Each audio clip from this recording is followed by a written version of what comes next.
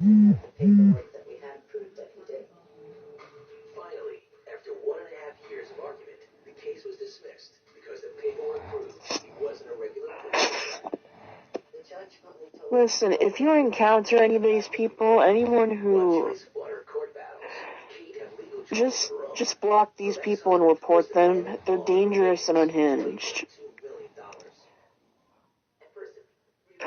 Just like that guy, Although Kate left her husband the day she joined the pool, she was still legally married.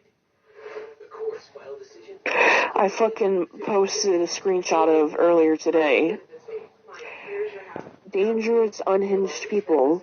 Block and report them if they attempt to friend you, or they try to follow you on any of your socials. Keep them away from you.